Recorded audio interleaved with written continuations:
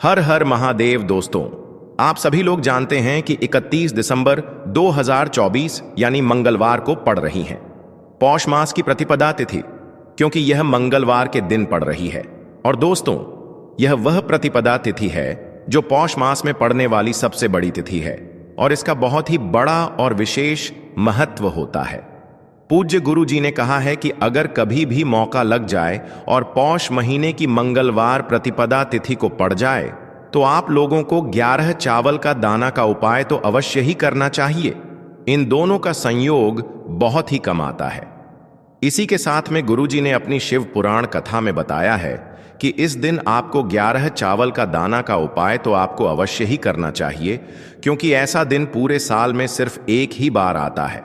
और दोस्तों, आप सभी लोग जानते हो कि मंगलवार प्रतिपदा तिथि का अगर सबसे बड़ा कोई उपाय है तो वह 11 चावल का दाना वाला उपाय है। तो दोस्तों, इस मंगलवार प्रतिपदा तिथि के दिन आप लोगों को इस 11 चावल का दाना वाला उपाय को जरूर करना है। बहुत सारे लोग होंगे जिन लोगों ने इस उपाय को ना किया हो, मतलब पूरा साल निकल गया, उन्होंने किसी भी दिन इस 11 चावल का दाना वाला उपाय को ना किया हो। पर दोस्तों, आपके पास एक आखिरी मौका बचा हुआ है जो कि 31 दिसंबर के दिन है। तो इस दिन आप लोगों को इस वाले उपाय को जरूर कर लेना है। भले ही आपने पूरे महीने भर इस उपाय को ना किया हो, पर अगर आपने इस पौष महीने के मंगलवार प्रतिपदा तिथि के दिन अगर इस वाले उपाय को कर लिया तो आपको इस उपाय को करने का वह फल मिलेगा जिसकी आपने कभी कल्पना भी नहीं करी होगी। इसीलिए आप लोग इस वाले उपाय को एक बार जरूर कर लेना है, ताकि आप लोगों के हाथ से यह मौका ना जा सके और आपको इस उपाय को करने का फल मिल सके। दोस्तों, यह उपाय पंडित जी ने अपनी अभी की ही श्री शिव महापुराण की कथा में बताया है, जिस उपाय को आज हम आपको बहुत अच्छे से समझाने वाले हैं। इस वीडियो को देखने के बाद इस उपाय को समझने के लिए आपको कोई और वीडियो को देखने की जरूरत नहीं पड़ेगी। तो चलिए दोस्तों, उपाय को शुरू करते हैं। देखिए, यह इस 31 दिसंबर पौष महीने के मंगलवार प्रतिपदा तिथि के दिन यह इतना खास होता है, इतना महत्वपूर्ण होता है। देखा गया है कभी कभी बड़े बड़े पूजा पाठ अनुष्ठान से जो मनोकामना पूर्ण नहीं होते, वह पौष महीने के मंगलवार प्रतिपदा तिथि के दिन एक छोटे से उपाय करने से ही आपकी मनोकामना पूर्ण हो जाती है। और बहुत सारे लोगों ने इस उपाय को किया भी है और उनको इस उपाय को करने का फल भी जरूर मिला है। अगर आप लोग भी इस उपाय को करना चाहते हैं तो आप इस उपाय को पहले अच्छे से समझ लेना, सुन लेना, उसके बाद करना। आपको इस उपाय का फल जरूर मिलेगा। और इस उपाय को कर लेने से आपके घर में चाहे किसी भी प्रकार की दुख और समस्या क्यों ना चल रही हो, आपको उसका कारण भी नहीं पता है कि भाई यह समस्या किस कारण से चल रही है, उसका कुछ भी कारण हो सकता है, जैसे से पितृदोष हो सकता है या किसी भी तरह का मंगल दोष भी हो सकता है। तो इस दिन आप लोगों को यह वाला उपाय कर लेना है। यह एक ऐसा उपाय है जिस उपाय को अगर किसी विशेष दिन पर किया जाए तो भाई उस विशेष दिन का जो है वह तो हमें मिलता ही मिलता है, पर हमने उस दिन पर इस उपाय को किया है तो हमें उससे भी बड़ा फल मिलता है, और फल बहुत जल्दी मिलता है, क्योंकि आप इस उपाय को बहुत ही बड़े और विशेष दिन पर कर रहे हो।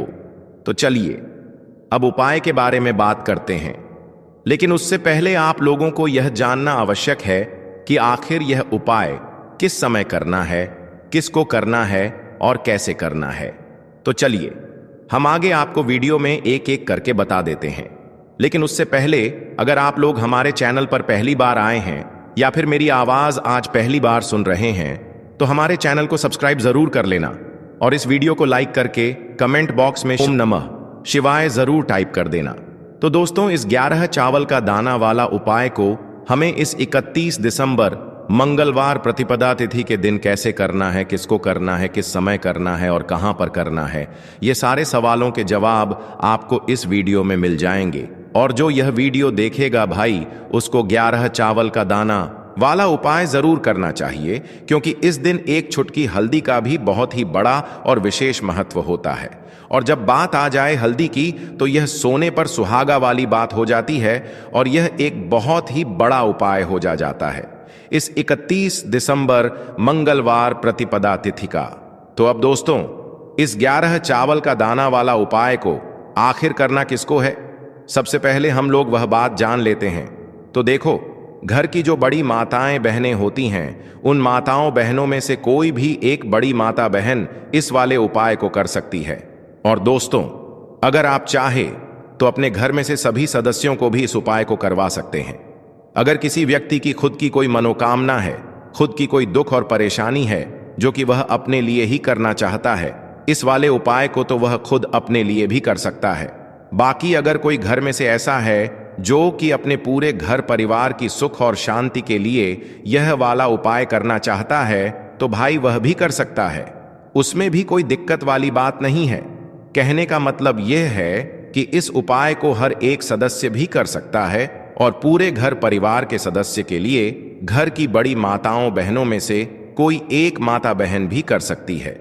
माताएं बहनें अगर घर में उपस्थित ना हो या वह यह वाला उपाय ना कर पा रही हो, तो फिर घर का कोई बड़ा सदस्य भी इस 11 चावल का दाना वाला उपाय को कर सकता है, चाहे फिर वह पुरुष ही क्यों ना हो। उसमें कोई भी दिक्कत वाली बात नहीं है। अब दोस्तों, जो अगला प्रश्न निकल कर आता है वह यह आता है इस उपाय को लेकर कि आखिर इस उपाय को हमें किस समय करना है, सुबह के समय करना है कि शाम के समय करना है। तो देखो, इस वाले उपाय को आप लोग सुबह के समय भी कर सकते हो और शाम के समय प्रदोष काल में भी कर सकते हो। अब अगर आप पूछो कि भाई सबसे उत्तम समय कौन सा रहेगा इस 11 चावल का दाना वाला उपाय को करने का, तो हम आपसे बस यही कहेंगे कि इस उपाय को आप सुबह के समय करेंगे तो ज्यादा बेहतर होगा। बाकी अगर प्रदोष काल शाम के समय भी करेंगे तो भी अच्छा होगा, उसमें कोई भी दिक्कत वाली बात नहीं है।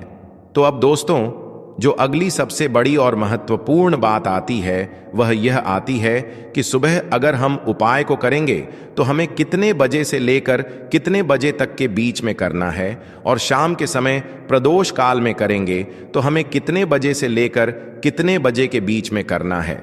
तो देखो, सुबह जितनी जल्दी हो सके आप उपाय को करने की कोशिश करना।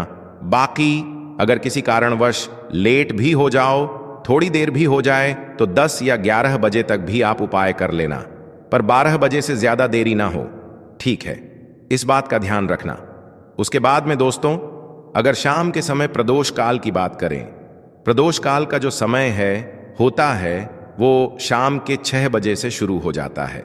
मतलब शाम के 6 बजे से लेकर 7 बजे के बीच का जो समय होता है, यह समय प्रदोष काल का समय होता है। तो आप इस उपाय को 7 या 8 बजे के बीच में भी कर सकते हो। मतलब शाम के 6 बजे से रात 8 बजे के बीच में आप कभी भी इस वाले उपाय को कर सकते हो, उसमें कोई भी दिक्कत वाली बात नहीं है। तो पौष का महीना ही है जो आपको धन दौलत पुण्य दोनों ही देने वाला है। पौष के महीने में एम तुलसी का पूजन करके, श्री हरि विष्णु से जुड़े हुए कुछ उपाय करके आप अपने जीवन की निर्धनता, धन से जुड़ी समस्याएं, कर्जे से जुड़ी समस्याओं को हमेशा के लिए दूर कर सकते हैं। तो यह वही महीना है जिस माह में भगवान विष्णु योग निद्रा से जागते हैं। भगवान विष्णु को तुलसी अति प्रिय है, इसलिए उनकी पूजा में भी विशेष रूप से हम तुलसी का उपयोग करते हैं। और बिना तुलसी दल के, बिना तुलसी मैया के श्री हरि विष्णु की पूजा और उनका भोग दोनों ही अधूरे होते हैं। इसीलिए पौष के महीने में ऐसा उपाय आपको बताने वाले हैं जिसे करने से श्री हरि विष्णु की असीम कृपा आपको मिलेगी और मां तुलसी से ऐसा आशीर्वाद मिलेगा। जीवन का हर दुख, हर कष्ट, गरीबी, निर्धनता, कर्जे से जुड़ी समस्याएं, सब कुछ ही आपके जीवन से दूर हो जाएगा और सुख, समृद्धि, धन, वैभव, ऐश्वर्य सब कुछ आपको अपने जीवन में आसानी से मिलने लगेगा। तो चलिए बात कर लेते हैं कि कौन सा उपाय है, तुलसी के पौधे में कौन सी चीज आपको रखनी है और इस उपाय को किस समय करना है। देखिए, सबसे पहले तो आपको बता दें कि अगर आपके घर में तुलसी का पौधा नहीं है तो पौष के महीने में एक तुलसी का पौधा अपने घर में लाकर जरूर लगाएं, क्योंकि पौष के महीने में जो लोग अपने घर में तुलसी जी का पौधा लाकर लगाते हैं, मां तुलसी का पूजन करते हैं। कभी भी मां तुलसी उनके घर में निर्धनता नहीं रुकने देती हैं। हमेशा उनके घर में धन की वृद्धि होती है, धन की वर्षा होती है। तो जरूर से तुलसी का पौधा आप पौष के महीने में अपने घर जरूर लेकर आएं और अच्छे से आपको मां तुलसी का पूजन करना है। मां तुलसी के पौधे की देखभाल करनी है। और वह कौन सी चीज है जो आपको तुलसी के पौधे में पौष के महीने 30 जनवरी मंगलवार प्रतिपदा तिथि में रखना है। और कैसे यह चीज रखते ही रातों रात आपके जीवन में चमत्कार होगा और आपके भाग्य का भी आपको साथ मिलेगा। अब दोस्तों, यहां पर इस उपाय को लेकर एक और सबसे बड़ी बात यह निकल कर आती है कि इस 11 चावल के दानों को हमें लेना कहां से होता है और हमें इस उपाय को करने के साथ में क्या और कुछ भी सामग्री ऐसी होती है जो शिव जी के मंदिर लेकर जानी पड़ीडी रहती है। तो देखो, यहां पर हम आपको बता दें।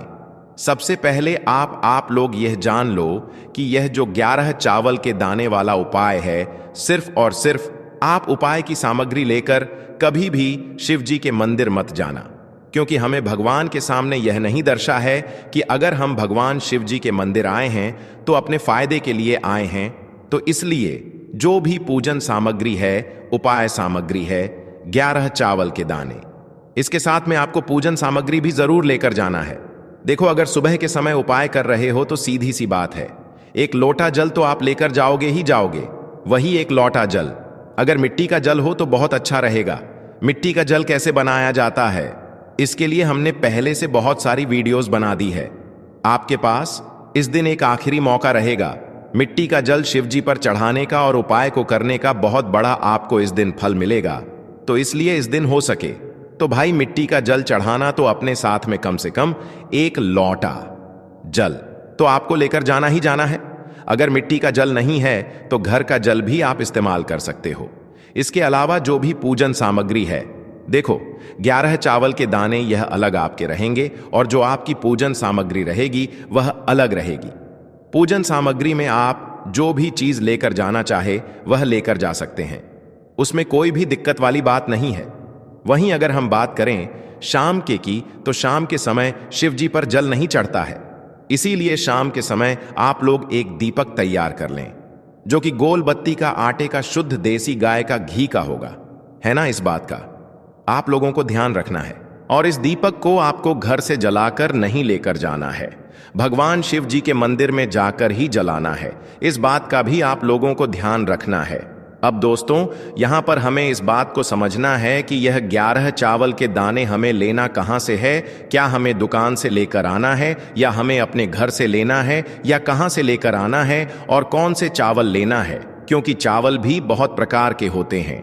तो देखो, इन सभी सवालों के जवाब आप लोग एक बात में सुन लो कि भाई यह जो उपाय है, इस उपाय में आपको ये नहीं देखना है कि भाई कौन से चावल है कौन से चावल नहीं है। बस जो भी चावल ले रहे हो वह चावल का दाना सबूत होना चाहिए, मतलब साबुत होना चाहिए, टूटा हुआ नहीं होना चाहिए, कटा पिटा नहीं होना चाहिए। यह बात आपको ध्यान रखना है।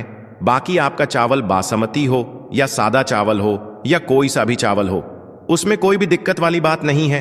तो सीधी सी बात है कि आपके घर के रसोई घर में जहां पर आप भोजन बनाते हो, वहां पर जो भी चावल आपके उपस्थित हो, उन चावलों में से अपनी एक कटोरी भर लेना या एक मुट्ठी चावल अलग से निकाल कर रख लेना, क्योंकि हम 11 चावल ही यहां पर इस उपाय में लेने वाले हैं।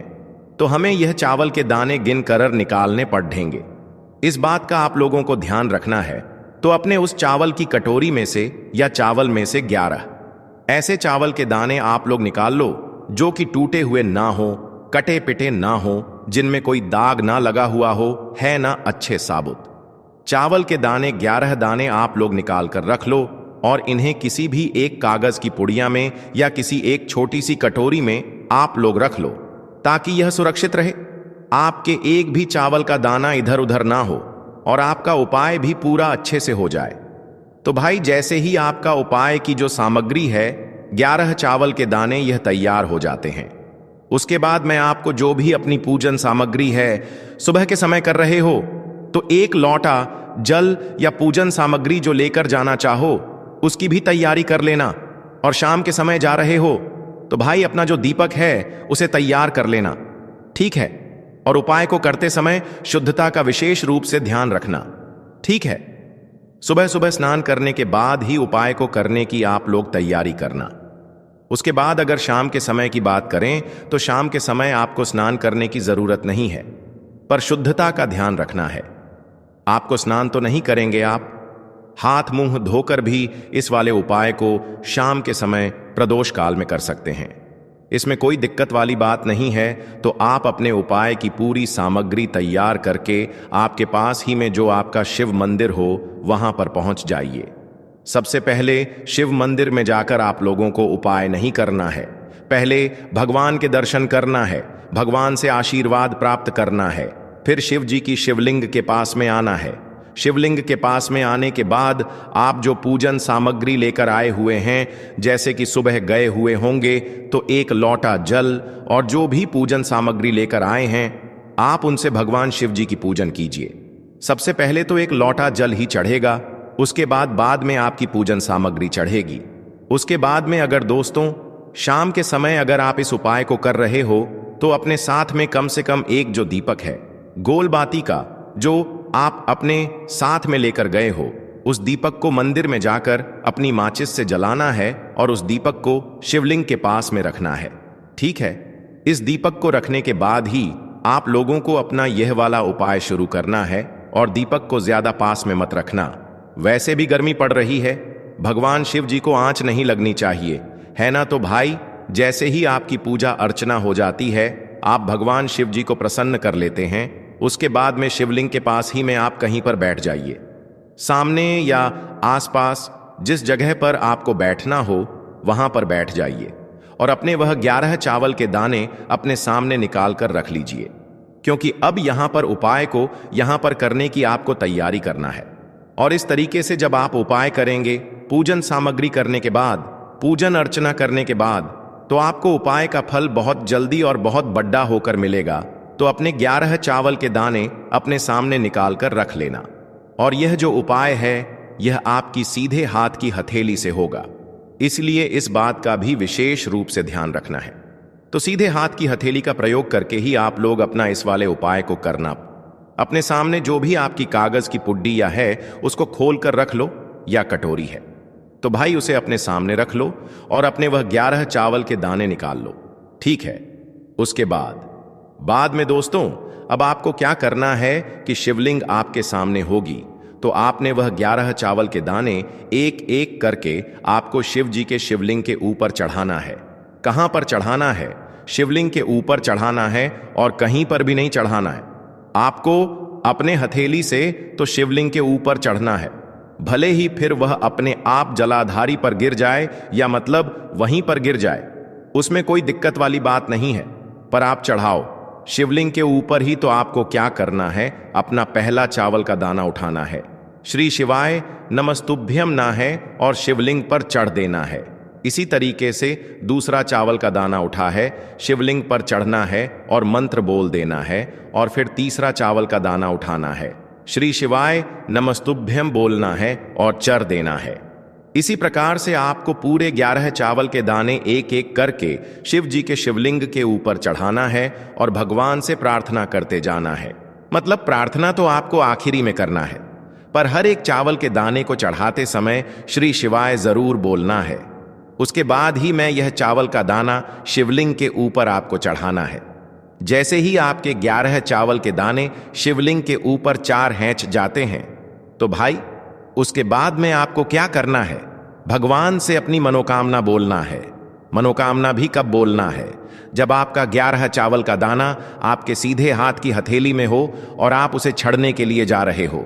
श्री शिवाय नमस्तु भयम बोलकर उस आखिरी चावल के दाने को शिवलिंग के ऊपर चढ़ा देना और भगवान से फिर अपनी वह मनोकामना बोल देना, जिस मनोकामना के लिए आप लोग अपना यह वाला उपाय कर रहे हो, जिस भी दुख और परेशानी के लिए आप लोग अपना यह वाला उपाय कर रहे हो। उसके बाद में जैसे ही आप अपनी मनोकामना बोल देते हो, आपका यह वाला उपाय पूरा हो जाता है। पर दोस्तों, उपाय को करने के बाद आप लोगों को 2 मिनट भगवान शिव जी के मंत्र का जाप जरूर करना है और मंत्र का जाप करने के बाद भगवान से एक और बार प्रार्थना करना है अपनी मनोकामना के लिए या अपनी जो भी दुख और परेशानी है उसके लिए। इसके बाद में आप लोग भगवान को देखकर भगवान से प्रार्थना करके उनसे आशीर्वाद लेकर वहां से उठ सकते हैं और अपने घर पर जा सकते हैं। बस दोस्तों, सफलता नहीं मिल पा रही है तो गुरुजी ने कहा है कि आपको मंगलवार प्रतिपदा तिथि के दिन यह चमत्कारिक उपाय अवश्य ही कर लेना है।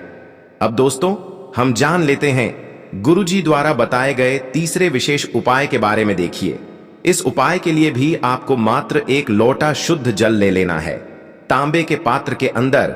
फिर इसी के साथ में आपको एक प्यारी सी बेलपत्र ले लेनी है। बेलपत्र आपको ध्यान रखना है कि कैसे भी कटी फटी खंडित नहीं होनी चाहिए। अब देखिए, मात्र 2 सामग्री लेकर कि आपको भगवान शिव के मंदिर में पहुंच जाना है।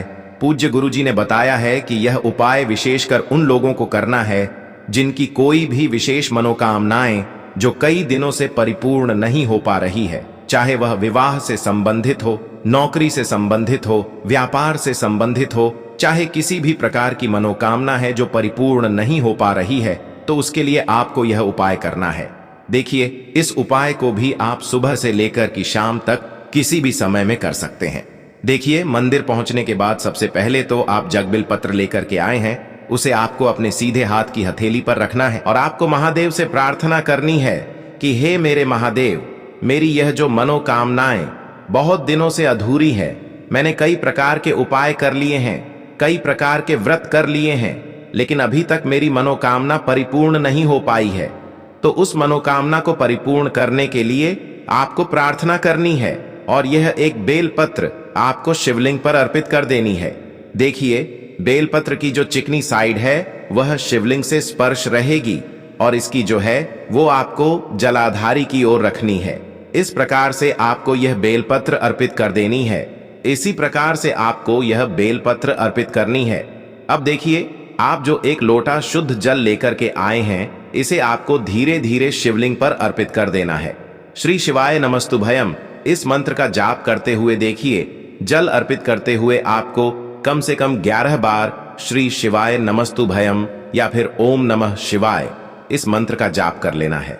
पूज्य गुरु जी ने बताया है कि जो भी व्यक्ति 31 दिसंबर मंगलवार प्रतिपदा तिथि के दिन शिवलिंग के सामने इस उपाय को करता है, तो उसकी जो भी मनोकामना है वह महादेव की कृपा से निश्चित ही परिपूर्ण हो जाती है।